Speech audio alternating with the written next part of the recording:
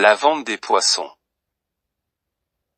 Cet après-midi-là, je suis impatient de voir arriver Fernanda. Elle doit arriver comme à son habitude, entre 13 et 14 heures. Le temps me paraît très long et je ne tiens pas en place.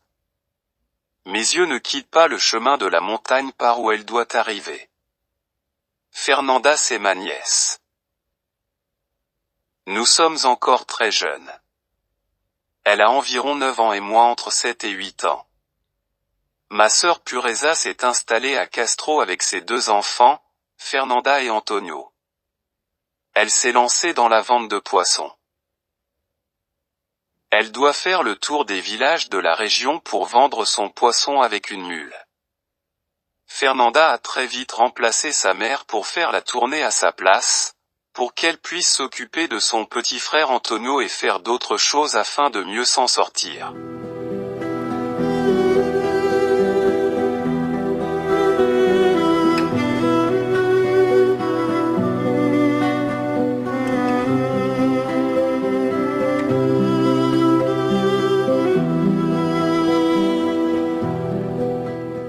À Castro il y a les commerces, les transports et on y trouve tout le nécessaire du quotidien.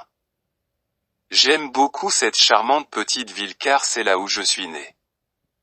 Je suis né à Castro, mais j'ai grandi au Ribeiro, un petit village d'où ma maman est originaire.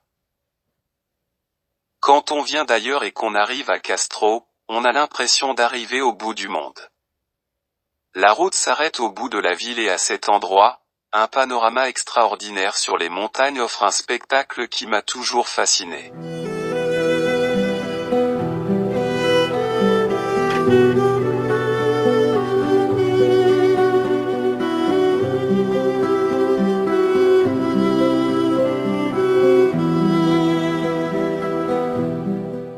Si on veut continuer plus loin, il faut y aller à pied ou à dos de cheval ou de mule.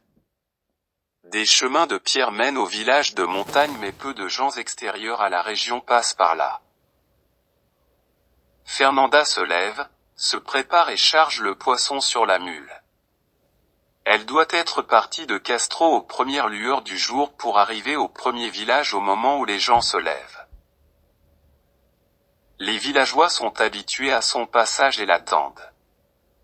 Pour ces villages isolés dans la montagne, sa venue est très attendue car le choix de nourriture n'abonde pas et les gens profitent de cette occasion pour manger autre chose que de la viande salée et fumée. Les villages entre Castro et Ribeiro ne sont habités que 6 mois dans l'année. Les bergers mettent leur bétail dans les pâturages de montagne et coupent le foin pour les réserves d'hiver. Ils font leur récolte de fruits et légumes et quelques réparations dans leurs maisons et les étables. Quand l'hiver arrive, ils retournent dans leur domicile en ville et les villages restent déserts pendant tout l'hiver.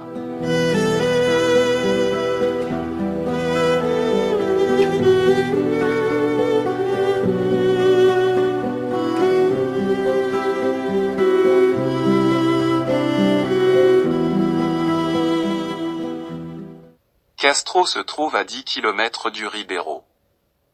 Le Ribeiro, c'est le charmant petit village où j'habite et où je l'attends avec impatience. Elle doit traverser 4 villages avant d'arriver au Ribeiro et les gens sont bavards et aiment profiter de ces moments de convivialité pour discuter un peu avec elle. Si elle arrive au Ribeiro après 14 heures, il sera difficile de finir la tournée complète. Pourvu qu'il ne soit rien arrivé car les chemins sont très rustiques et mal entretenus. Ils sont revêtus de pierres de granit de toutes formes, et l'usure du temps les a rendus très glissants par endroits. Les trous sont très nombreux et ce sont de vrais pièges pour les pattes des animaux. Surtout pour une mule chargée de poissons. Le poisson est dans des cagettes en bois pleines de glace qui petit à petit fond, et coule le long des pattes de la mule et rend les sabots très glissants.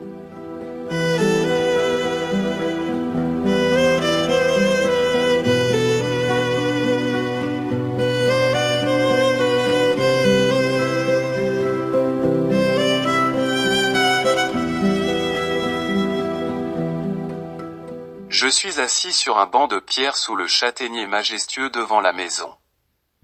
Ma chienne Marquesa est à côté de moi et elle a l'air de s'impatienter aussi. Je suis aux premières loges pour surveiller son arrivée. L'emplacement de notre maison est vraiment merveilleux. Elle se situe en bordure du village, lui-même placé sur une plateforme en flanc de montagne. De cet endroit on a une vue imprenable. On voit le village tout en longueur et tous les sommets montagneux qui nous entourent. Il est traversé et entouré par 6 rivières. 3 rivières qui descendent de la montagne côté ouest. Une rivière côté nord et une rivière côté sud qui séparent les 2 villages, Ribeiro du Haut et Ribeiro du Bas.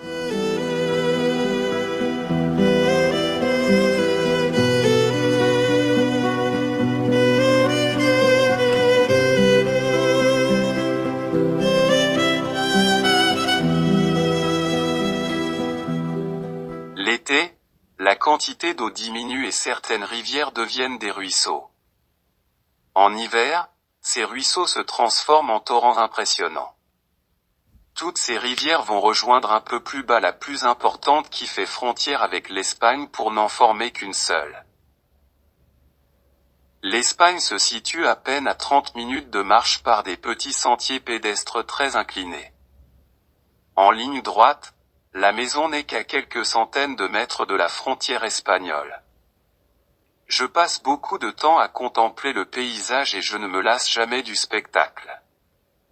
Aujourd'hui mon attention se porte sur le côté nord d'où doit venir Fernanda.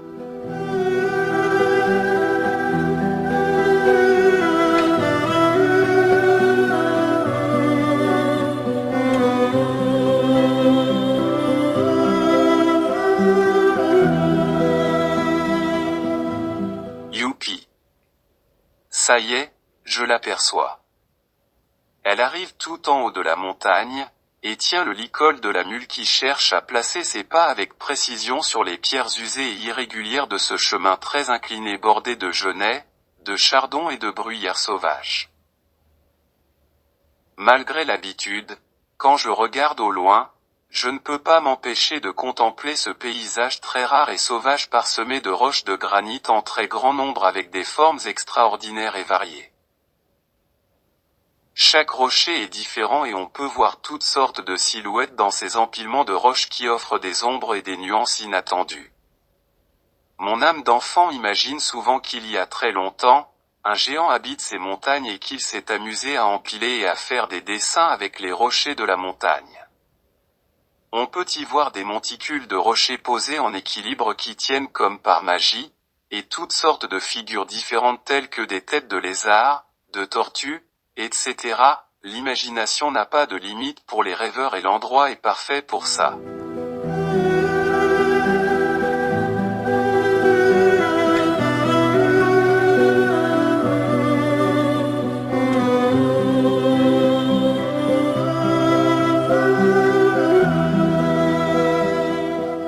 Fernanda approche lentement. Il lui reste encore un bon quart d'heure avant d'arriver au début du village. Je me précipite en courant suivi par Marquesa pour aller l'aider et lui tenir compagnie. Je vais rester avec elle jusqu'à la fin de sa tournée. Je traverse le village en courant. Le chemin est irrégulier, mais j'ai l'habitude de parcourir le village et je connais chaque pierre qui se trouve sur le trajet. Les gens que je croise me disent bonjour et me suivent du regard avec un petit sourire aux lèvres. Ils savent où je vais et pourquoi je cours. Certains me crient, n'oubliez pas de vous arrêter devant chez nous.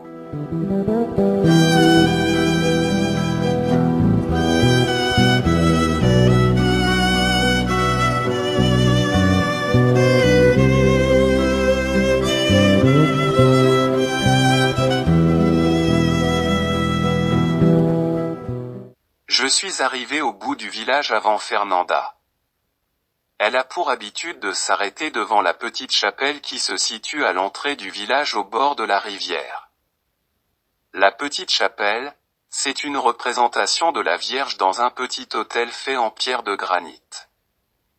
On trouve régulièrement ces petites chapelles au croisement des chemins importants, et aux entrées des villages. Cette petite chapelle existe toujours au même endroit. Je la vois chaque fois que je rends visite à mon neveu Fernando et son épouse Carla et chaque fois je repense à cette journée avec Fernanda. Fernando et Carla ont construit leur jolie maison juste à côté de cette petite chapelle.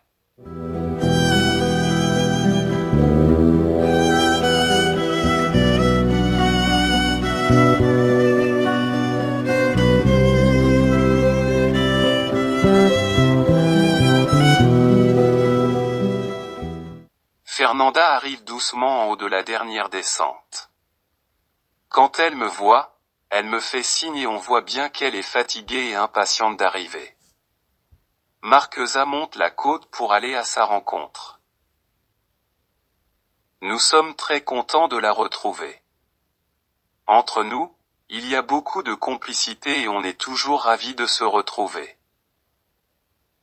Elle n'est pas encore arrivée en bas du chemin, que les gens du quartier commencent déjà à s'approcher. Tout le monde la connaît bien et les gens sont admiratifs devant le courage de cette petite fille qui n'a pas encore 10 ans et qui parcourt toute seule autant de distance avec une telle responsabilité.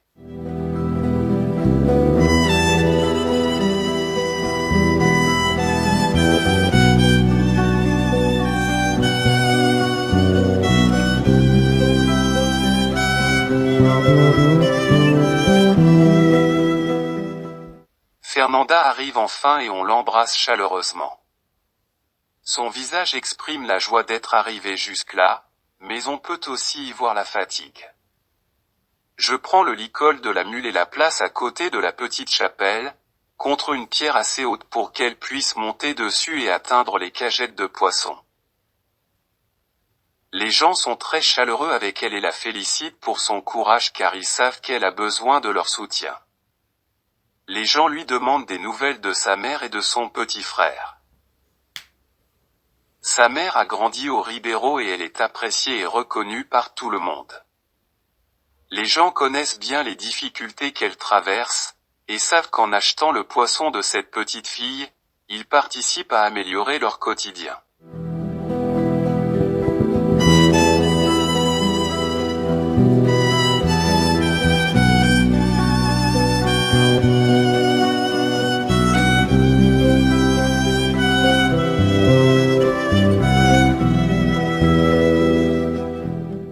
Après avoir fait plusieurs arrêts dans les divers quartiers, nous voilà arrivés à la maison où ma mère nous attend avec un bon repas pour Fernanda.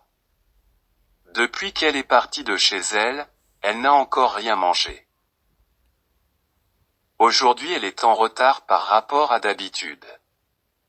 Ma mère ne la laissera pas partir pour le Ribeiro du Bas avant de manger et de se reposer un peu. Pendant qu'elle mange, je m'occupe de la mule. Elle aussi a bien besoin d'un bon repas avant de reprendre le chemin du Ribeiro du Bas pour finir la tournée et essayer de vendre le reste du poisson. Ma mère est très inquiète de voir qu'il est déjà assez tard et qu'il ne reste peut-être plus assez de temps pour finir la tournée. Fernanda rassure ma mère en lui disant que maintenant qu'elle sait que je pars avec elle et que Marquesa nous accompagne, elle n'a plus peur.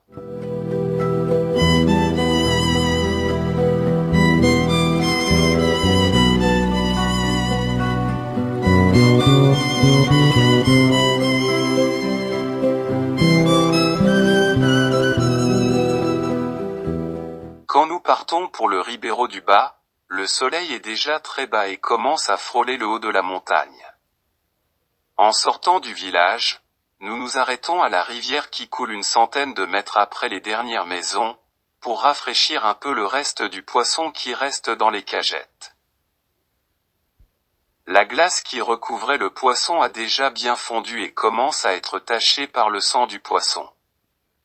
Nous profitons de la fraîcheur de l'eau limpide de la rivière qui vient directement de la source du haut de la montagne et qui ne possède aucune pollution.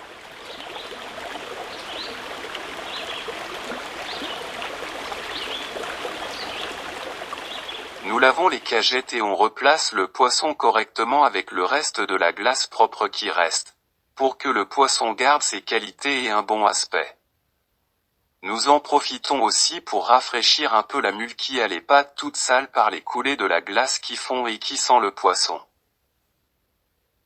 Marquesa se contente de mouiller le bout des pattes. À cette heure de la journée et à cet endroit ombragé, la fraîcheur commence à se faire sentir.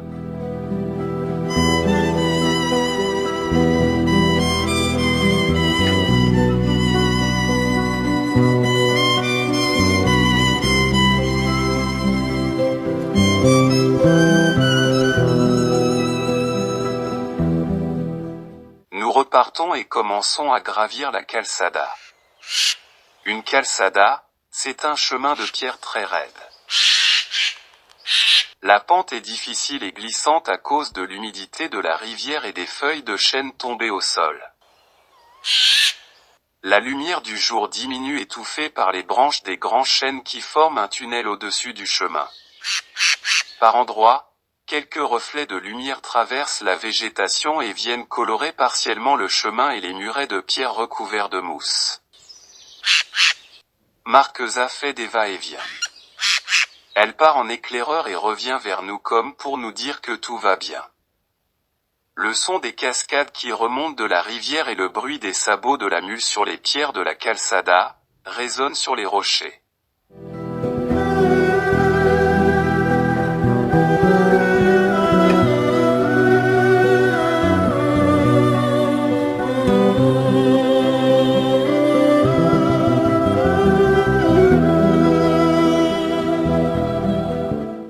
Dans ce tunnel végétal, on ressent une atmosphère très étrange. Tout en marchant, Fernanda me raconte sa vie à Castro avec sa mère et son petit frère Antonio. En arrivant au sommet, nous quittons la forêt de chênes et la clarté du jour revient. Nous approchons de l'endroit le plus haut sur notre chemin. Derrière nous, on aperçoit les dernières maisons du Ribeiro du Haut. À cet endroit sur notre gauche, la montagne côté Espagne offre un spectacle captivant.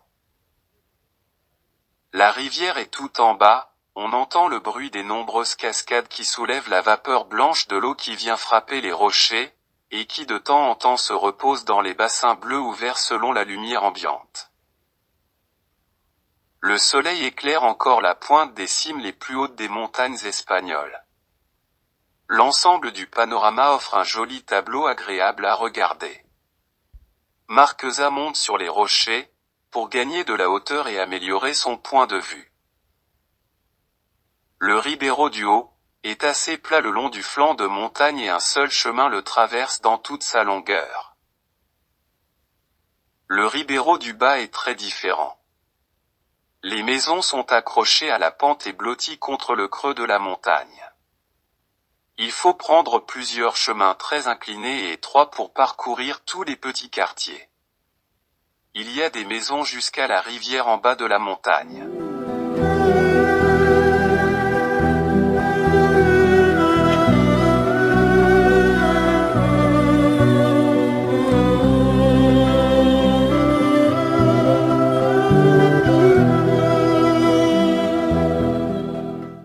En approchant des premières maisons, le soleil a déjà disparu derrière les sommets. Les bergers descendent de la montagne avec leurs troupeaux de chèvres. Pour quelqu'un qui vient de l'extérieur, c'est un spectacle incroyable. Des centaines de chèvres de toutes les couleurs descendent le long de la montagne, guidées par les cris des bergers et les aboiements des chiens.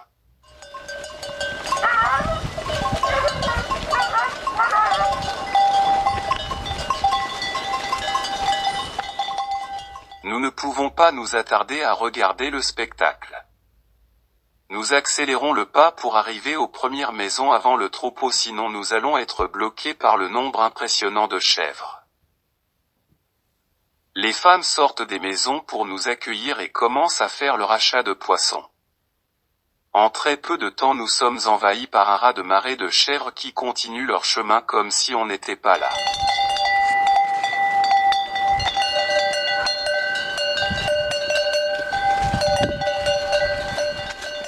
Les chèvres se faufilent entre nous et les murs des maisons avec une fluidité incroyable. Marquesa s'est réfugié sur un rocher et ne rate rien du spectacle. Les chevreaux sautent sur les rochers et les murets avec une aisance qui semble naturelle.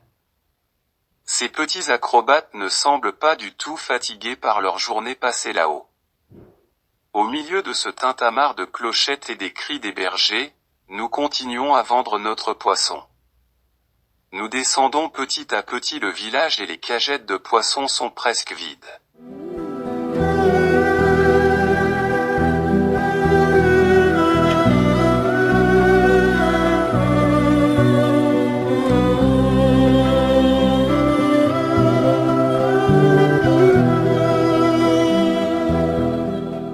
Nous sommes dans la dernière ruelle tout en bas à côté de la rivière. Il y a encore des chèvres dans les chemins, mais on peut déjà circuler presque normalement.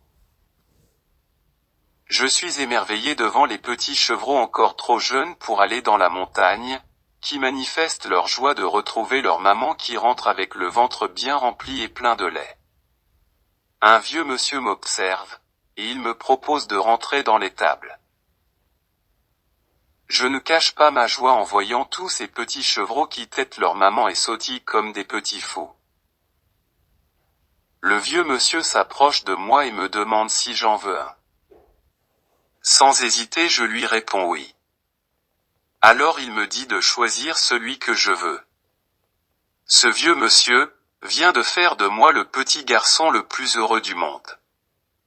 Je prends dans mes bras une petite boule de poil sur pattes avec une fourrure noire et blanche, des petites pattes toutes fines, et un regard très vif. Il est vraiment très petit. Mon cœur bat très fort et j'ai l'impression de rêver. Fernanda rit et a l'air contente. Je le présente à Marquesa qui le lèche pour lui montrer qu'il est accepté. Le vieux monsieur est heureux aussi de m'avoir fait plaisir et je n'oublierai jamais sa gentillesse.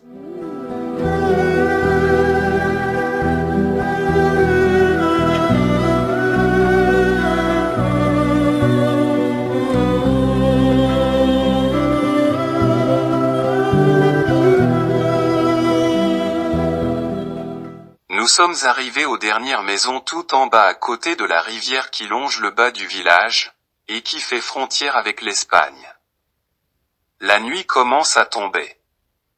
Fernanda solde les derniers poissons pour éviter les pertes. Elle est très jeune, mais le commerce du poisson n'a plus de secret pour elle.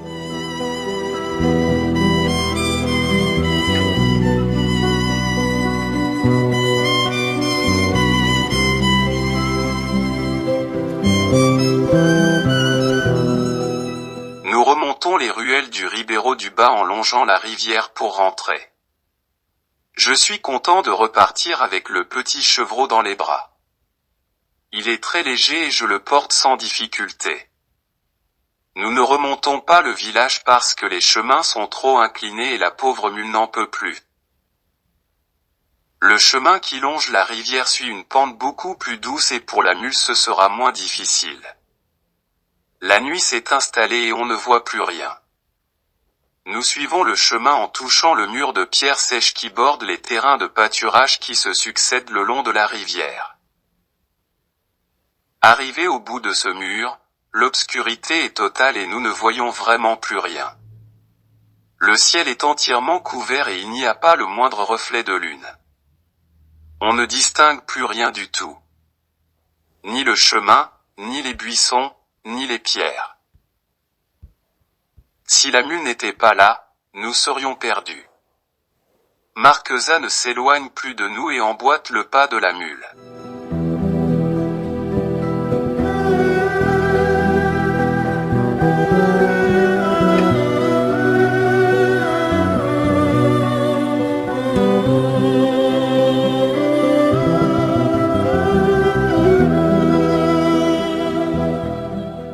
Nous avons décidé de monter sur la mule tous les deux et de lui faire confiance. La mule connaît bien le chemin du retour car elle fait toujours le même parcours. Fernanda est devant et le petit chevreau est bien calé entre nous deux et se tient tranquille. La mule marche à son allure et place ses pattes avec précision dans les chemins escarpés à travers la nature.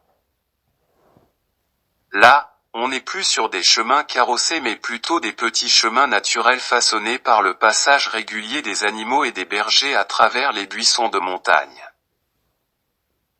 Parfois, les genêts et les bruyères qui bordent les chemins nous giflent et nous griffent les jambes. La mule s'arrête de temps en temps et on se demande pourquoi. Dans ce noir profond, on entend des bruits qui nous inquiètent, mais la présence de Marquesa nous rassure.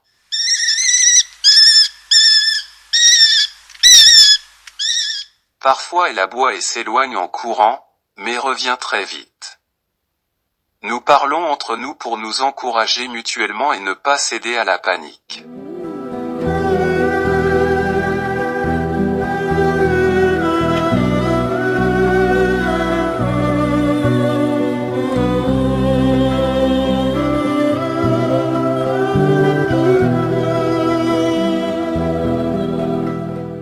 Nous savons à peu près où on se trouve, grâce au bruit de la rivière du bas qui s'éloigne et au bruit de celle que nous devons traverser un peu plus haut et qui se rapproche peu à peu.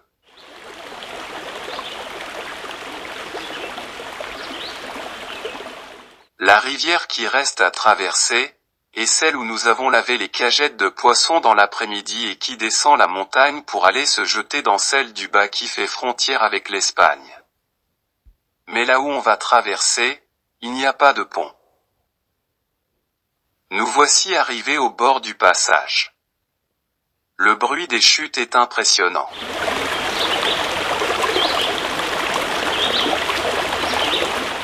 Malgré son habitude de traverser à cet endroit, la mule hésite un bon moment avant de se décider.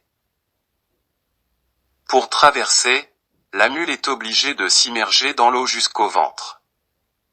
Dans la journée, nous traversons à pied en sautant de rocher en rocher mais là ce n'est pas possible. Nous n'avons pas d'autre choix que de faire entièrement confiance à la mule. Si par malheur, un de nous venait à tomber dans l'eau, on aurait peu de chances de s'en sortir dans le noir. Nous lui parlons très gentiment, afin de la rassurer et de l'encourager. Notre vie dépend entièrement d'elle ce soir. Elle commence la traversée, tremblante et inquiète. On sent la poussée du courant sur ses pattes et l'effort qu'elle est obligée de fournir à chaque déplacement de pattes. Les pierres au fond de l'eau sont rondes et lisses usées par le courant.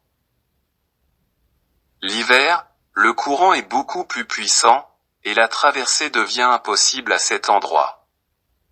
Heureusement à cette époque de l'année, le niveau de l'eau est moins haut et le courant est plus faible. La mule atteint l'autre rive et fait une pause.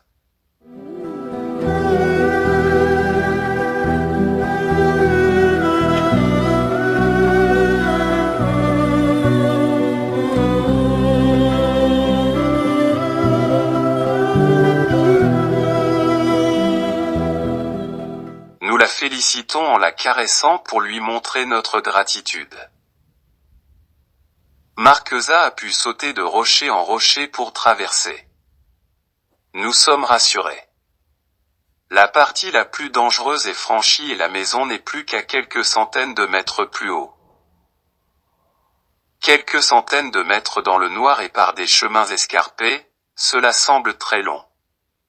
Arrivés un peu plus haut, nous commençons à apercevoir la lueur très faible de la maison. Ce n'est pas à cause de la distance, mais la lumière des chandelles à pétrole n'éclaire pas beaucoup. L'électricité n'est pas encore arrivée au Ribeiro. Nous nous mettons à crier pour signaler notre arrivée. Ma mère vient à notre rencontre et nous fait part de son inquiétude. Maintenant que nous sommes rentrés, tout le monde a le sourire.